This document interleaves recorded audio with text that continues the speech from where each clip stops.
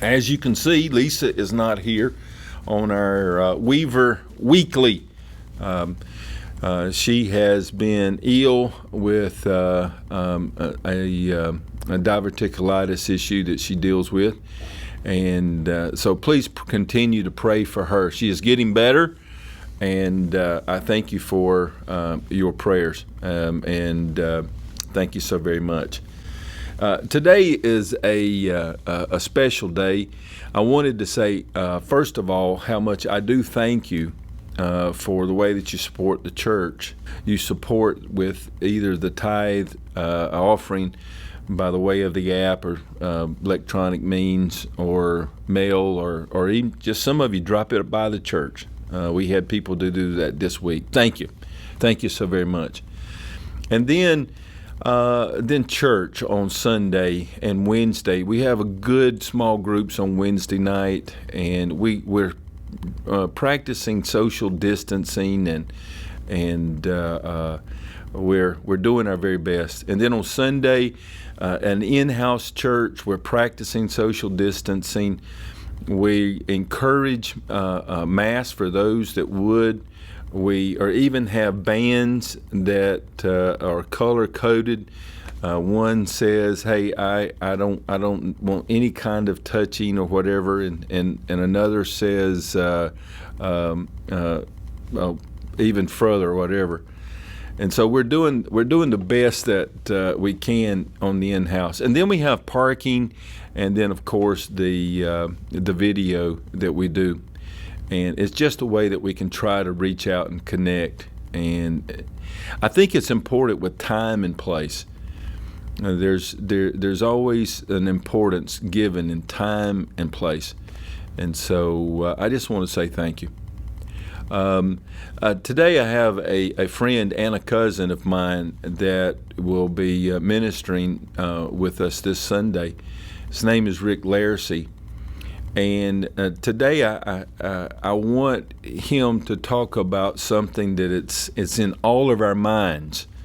We hear it. Just yesterday, I set my schedule to hear the governor at 5:30 to hear what he had to say, because it affects our lives. We hear words like COVID-19, PPE. We hear words that we've never heard before, but we now know what they are. And so, do you know anyone that has had COVID personally? Maybe you do, maybe you don't. But we certainly see statistics and hear about hospitalizations and so on and so forth. And I thought it would be cool to asked Rick to come, because he is the person that is closest to me at this point that in fact has had COVID-19. So I'm going to allow him just to share a few moments about COVID-19. It is real.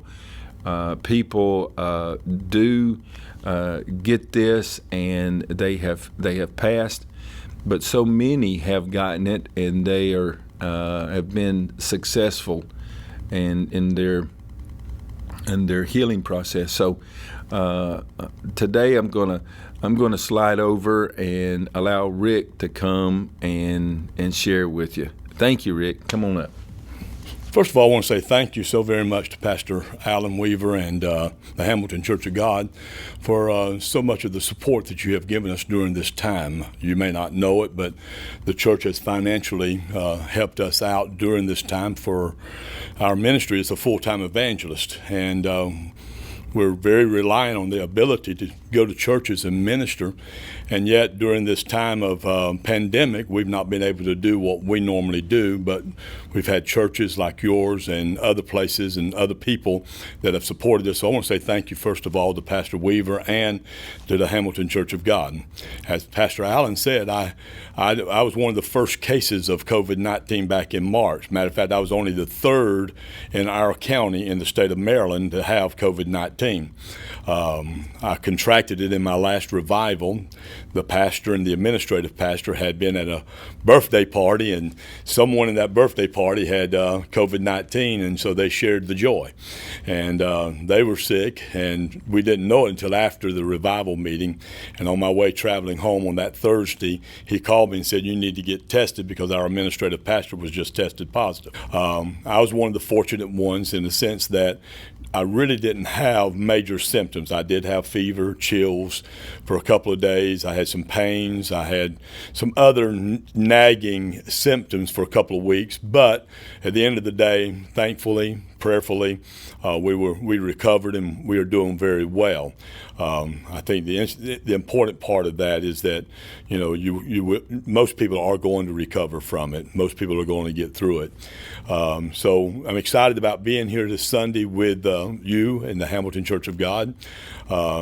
It's always a joy for me to be able to minister. And as a matter of fact, I'll be speaking a message clearly toward our times that we're living in, how to find clarity in the midst of chaos. And none of us can deny the chaos that's going on. So much chaos in our world, chaos in our politics, chaos in our families, chaos, it just seems like it's the rule of the day. It's just running amok. Yet we know that through the study of God's Word that we have clarity. It's according to how you look at clarity. When I began this year, I thought, well, clarity is going to be a new vision, 2020 vision. We're going to have a new vision, a new hope, new dreams, and things of that nature. But clarity also means when things have been uncovered that have been hidden before. And all of a sudden our eyes are open and begin to see what's happening in the context of biblical end-time prophecies. And I really believe that's where we are. We are living in a time where there's a convergence of many signs of the coming of the Lord. Matter of fact, I would dare say that most of these signs have never happened at one time like they're happening right now. And so it kind of gives me pause to think and realize that we surely are living in the last days. It also gives me the confidence to know that this too shall pass and that God has a great plan for us and that at the end of the day, everything's going to be all right. And I just believe that with all of my heart. So I'm excited to be able to minister to you this Sunday, whether it be online, whether it be in the parking lot, whether it be in the sanctuary here at Hamilton Church of God. We're going to do everything we can to minister to all of you and to share the gospel of Jesus Christ. So I want to say thank you to Pastor Weaver for allowing me to address you in this Weaver Weekly. I'm not a Weaver, I'm a Laircy. And that's okay too. And I came from the good side, if anybody really wants to know.